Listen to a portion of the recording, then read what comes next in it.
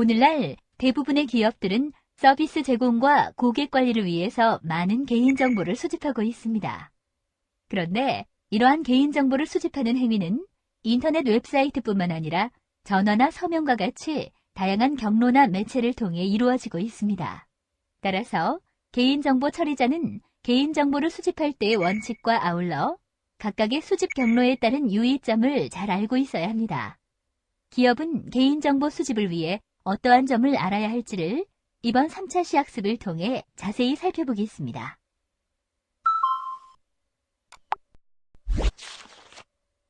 오늘의 학습 목표는 개인정보를 수집하는 경우의 주의사항과 올바른 절차를 정확하게 파악하는 것입니다. 주요 내용은 다음과 같습니다.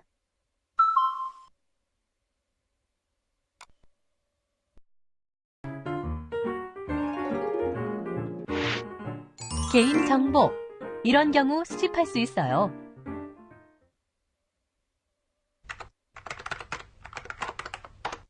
오, 여기 좋은 게 있네. 이 정도 응모권 양식이면 충분하겠는데. 김책임씨! 김책임씨! 네, 대리님. 이 이벤트 응모권 양식 어때? 그런데 대리님, 아무래도 뭔가 빠진 것 같은데요? 뭐가 빠졌는데? 잘은 모르지만 고객 개인정보를 수집할 때는 몇 가지 주의사항이 있을 것 같은데. 그렇게 잘 알면 김책임씨가 다 만들어 보라고. 아닙니다. 죄송합니다. 그럼 위에다 보고하고 추진할 수 있게 정리 좀 부탁해. 네.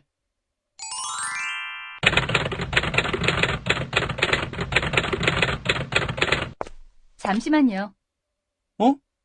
최 요원님, 김책임 씨, 지금 작성하고 있는 것이 이벤트 응모 양식이에요? 네. 뭔가 잘못되었나요? 우리 무지한 대리님이 별 문제 없다고 했는데. 아니에요. 개인정보를 수집할 때에는 반드시 지켜야 할 원칙들이 있어요. 자세히 확인해 볼까요?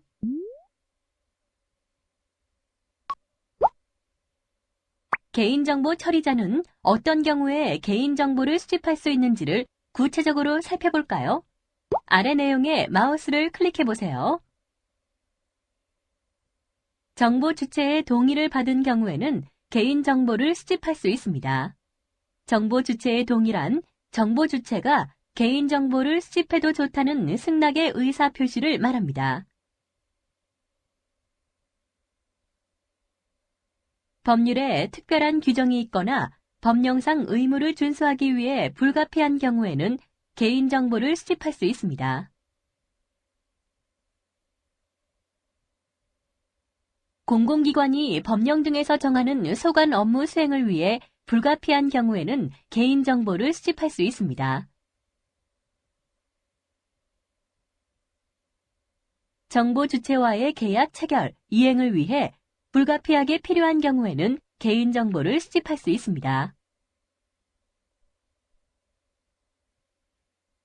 정보 주체나 제3자의 생명, 신체, 재산의 이익을 위해 필요하다고 인정되는 경우에는 개인정보를 수집할 수 있습니다.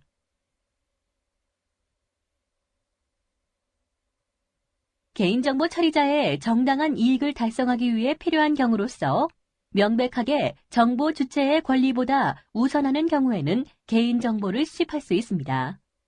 어떻습니까? 이해가 되셨나요?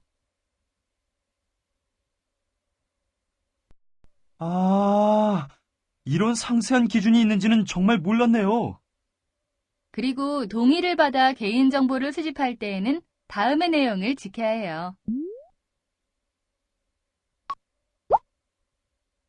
개인정보 처리자가 정보 주체로부터 동의를 받을 때에는 정보 주체에게 다음의 사항을 알리고 동의를 받아야 합니다.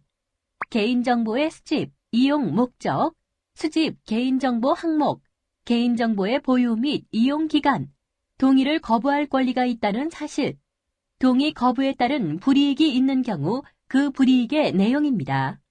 개인정보 처리자는 개인정보 수집에 대한 동의를 받을 때뿐만 아니라 기존에 동의받은 내용에 변경이 있는 경우에도 이를 알리고 동의를 받아야 합니다.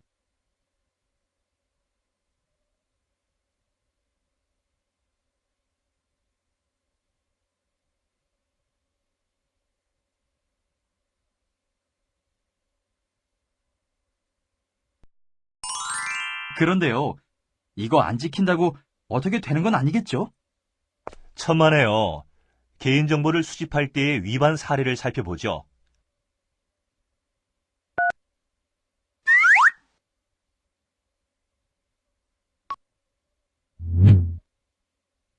개인정보를 수집할 때 고지사항을 알리지 않고 동의를 받지 않은 사례를 살펴보겠습니다. A백화점은 인터넷 홈페이지를 통해서 온라인 회원 가입을 받을 때에는 개인정보 수집에 대한 고지사항을 알리고 동의를 받고 있었습니다. 그런데 A백화점은 고객들을 대상으로 경품 이벤트를 개최하면서 이벤트 응모권에 개인정보 수집에 대한 고지사항을 기재하지 않고 고객들의 동의를 받지 않은 채로 개인정보를 수집하였습니다. A백화점과 같은 개인정보 처리자는 회원 가입을 위해 개인정보를 수집하는 경우는 물론이고 한시적인 이벤트 행사를 위해 개인정보를 수집하는 경우에도 고지사항을 알리고 동의를 받아야 합니다. 정보 주체의 동의 없이 개인정보를 수집한 경우에는 5천만 원 이하의 과태료가 부과될 수 있으므로 주의해야 합니다.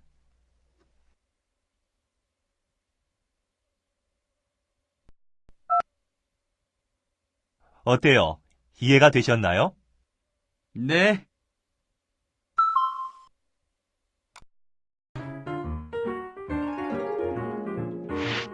홈페이지를 통해서 개인정보를 수집할 때 이런 점을 유의하세요.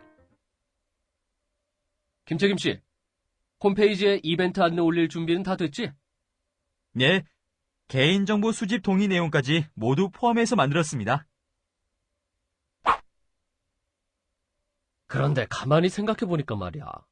우리 회사 홈페이지에 개인정보 처리 방침 올라가 있지. 거기에 개인정보 수집 동의 내용 다 들어가 있잖아. 그냥 개인정보 처리 방침을 링크해서 동의를 받으면 되지 않을까? 이렇게 하는 게 이벤트 응모하는 고객들도 더 편할 테고 말이야. 아니에요. 홈페이지를 통해 개인정보를 수집할 때에도 주의하실 점이 있어요. 인터넷 홈페이지에서 개인정보를 수집할 때 주의해야 하는 사항은 어떤 것들이 있을까요? 홈페이지를 통해 개인정보를 수집하는 경우에는 웹사이트에 동의 내용을 게재하고 정보 주체가 동의 여부를 표시하도록 하는 방법을 이용하면 됩니다. 주의할 점은 회원 가입, 이벤트 등과 같이 그 경우에 맞는 고지사항을 알려야 하며 개인정보 처리 방침이나 서비스 이용 약관을 그대로 보여주고 동의를 받는 것은 허용되지 않습니다.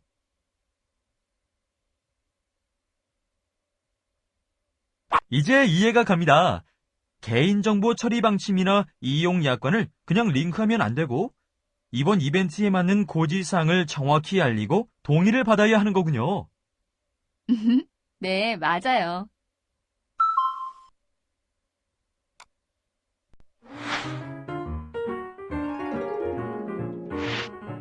전화를 통한 개인정보 수집, 이런 점을 유의하세요. 대리님, 이벤트 응모 양식 정리했습니다. 수고했어.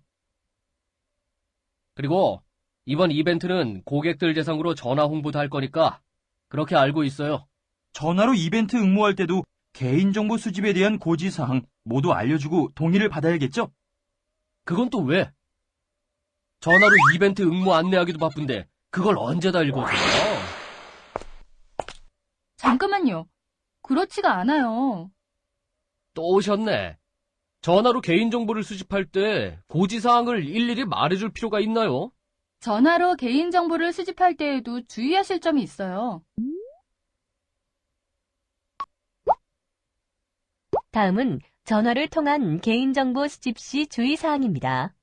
개인정보 처리자는 전화를 통해 개인정보를 수집하는 경우에도 고지사항을 빠짐없이 알리고 동의를 받아야 합니다.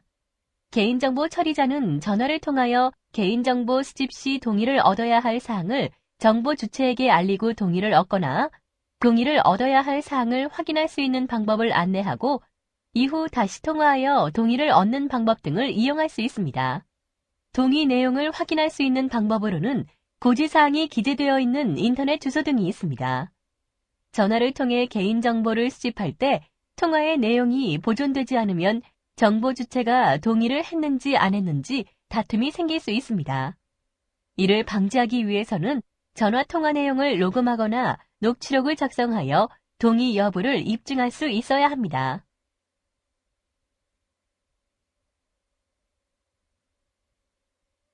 전화로 수집할 때도 고지와 동의를 얻어야 하는 것이군요. 이해를 돕기 위해서 전화를 통해 개인정보를 동의 없이 수집한 위반 사례를 보여드리죠.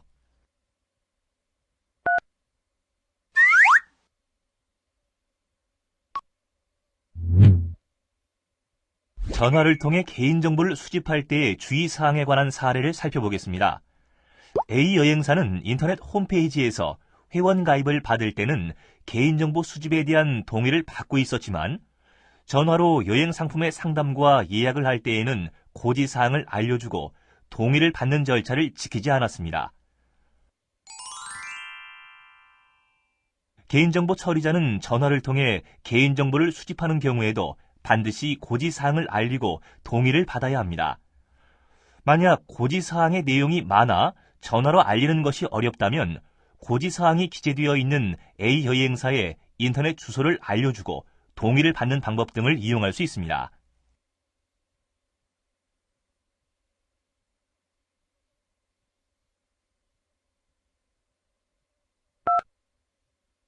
어때요? 이해가 되셨나요?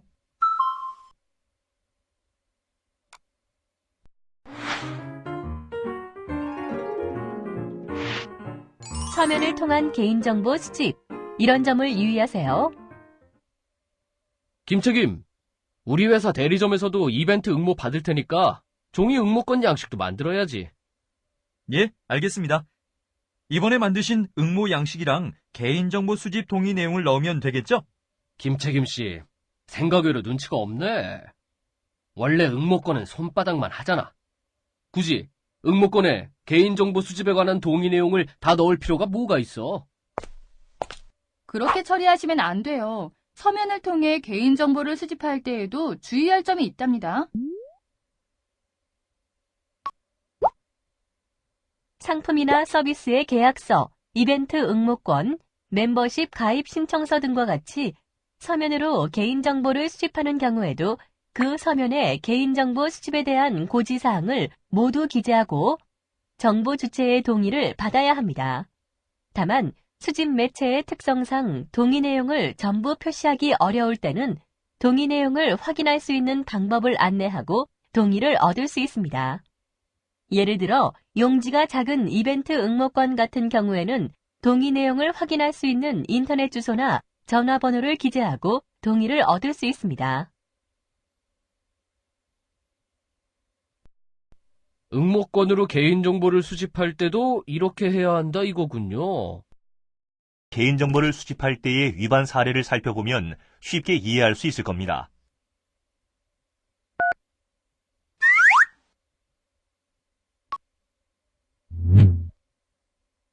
서면을 통한 개인정보 수집 시의 주의사항에 대한 사례를 살펴보겠습니다.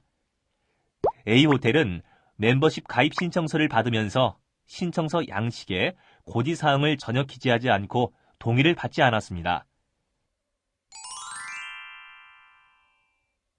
A호텔과 같은 개인정보 처리자는 멤버십 가입 신청서와 같이 서면을 통해 개인정보를 수집하는 경우에도 고지사항을 기재하고 동의를 받아야 합니다.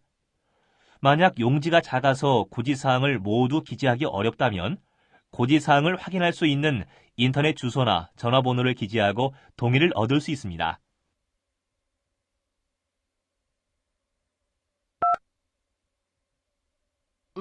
나도 다 생각은 하고 있었는데. 일단 김책임 씨가 응모권에 개인정보 수집 고지사항과 동의받는 내용을 만들어 보라고. 네, 대리님.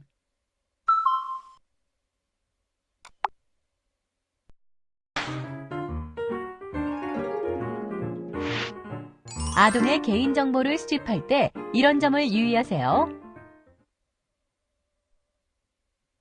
김책임 씨, 내가 좋은 아이디어가 떠올랐는데 말이야. 아이들 대상으로도 이벤트를 만들어 보는 건 어떨까? 아이들을 대상으로요? 그럼 경품도 주고 하면 아이들이 많이 참여할 것 같은데. 오히려 요즘에는 아이들이 이런 게 관심이 많다고. 생각해보니 그런 것 같네요.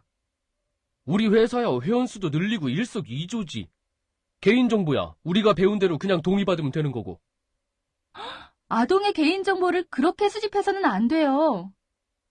아니, 알려주신 대로 동의받겠다는데 뭐가 문제가 있나요? 아동의 개인정보를 수집할 때에는 특별히 주의할 점이 있답니다.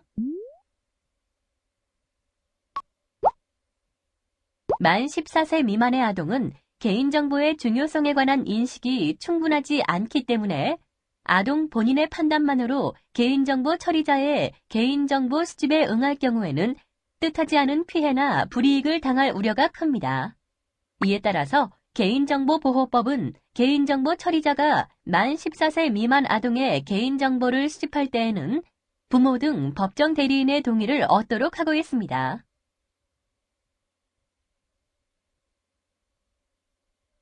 아, 아이들의 개인정보를 수집하려면 부모 동의가 필요한 거였군요. 그런데 이봐요.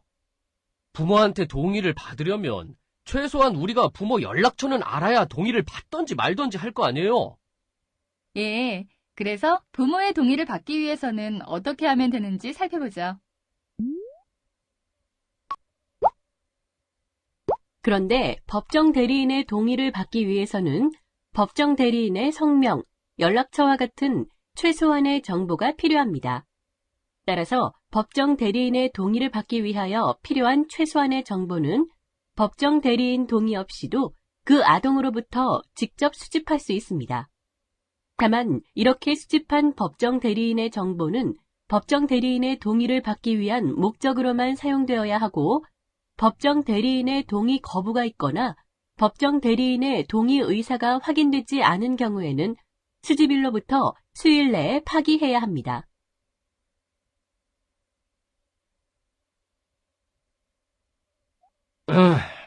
그렇군. 자, 그럼 부모의 동의 없이 아동의 개인정보를 수집한 사례를 보여드릴 테니 함께 보시죠.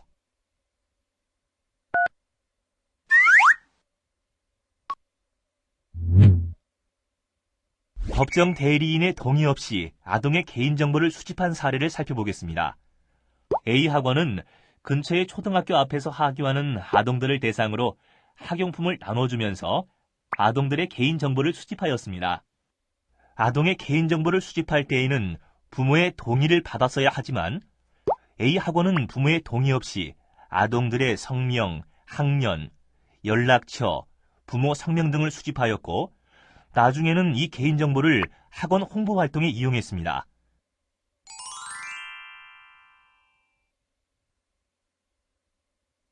A 학원과 같은 개인정보 처리자는 만 14세 미만 아동의 개인정보를 수집할 때에는 반드시 법정 대리인의 동의를 받아야 합니다.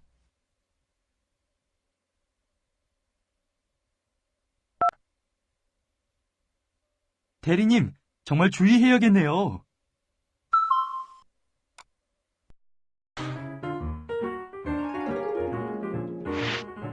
목적에 필요한 최소한의 개인정보만 수집하세요. 김책임 씨. 잠깐 이리 와봐. 네, 대리님. 이벤트에 응모한 고객들을 나중에 잘 관리하려면 말이야. 주민등록번호는 꼭 받아야겠지? 주민등록번호요? 이벤트에서는 이름과 연락처만 받으면 되고, 주민등록번호는 꼭 필요할 것 같지는 않은데요? 필요하던 안 하던 우리나라에서 주민등록번호는 기본으로 받는 거지 뭘 그래. 이러실 줄 알았어요. 아니, 주민등록번호 받는 것도 문제가 돼요? 개인정보 수집은 최소한으로 하셔야 해요. 필요 최소한의 개인정보 수집 원칙을 살펴보겠습니다.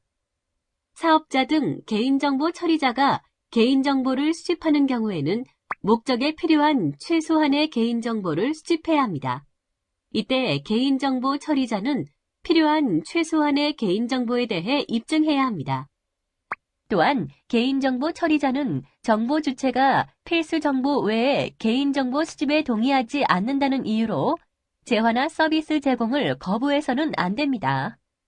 즉 정보 주체는 회원 가입이나 이벤트 응모 등을 할 때 필수 정보만 입력하면 되고 선택 정보는 입력하지 않아도 개인정보 처리자는 처리해야 한다는 의미입니다. 개인정보 처리자는 정보 주체가 선택 정보를 입력하지 않았다고 해서 회원 가입을 거부하거나 서비스 제공을 거부해서는 안 된다는 의미입니다.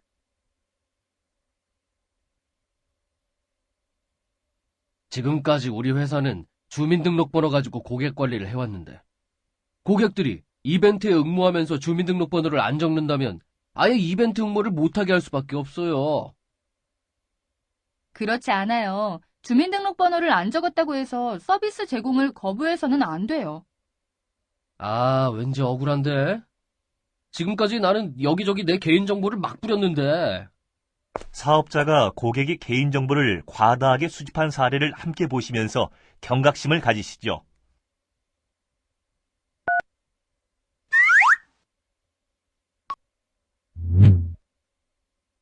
최소한의 개인정보 수집 원칙을 위반한 사례를 살펴보겠습니다. A렌터카에서는 인터넷 회원 가입을 받으면서 기본적인 개인정보 외에 운전면허 번호나 운전 벌점 내역과 같이 인터넷 회원 가입에 반드시 필요한 정보가 아닌 개인정보까지도 모두 필수적으로 입력하도록 하였습니다. 그리고 이러한 개인정보를 모두 입력하지 않으면 아예 회원 가입이 안 되게끔 하였습니다.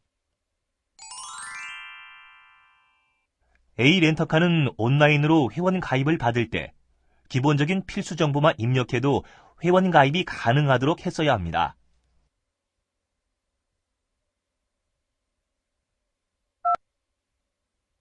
어때요? 이해가 되셨나요?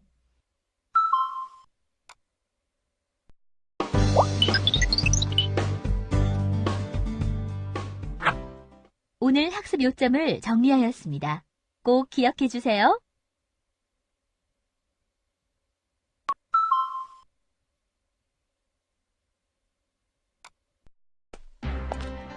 수고하셨습니다. 다음 시간에는 4차시 효과적인 개인정보 이용 방법에 대해 알아보겠습니다.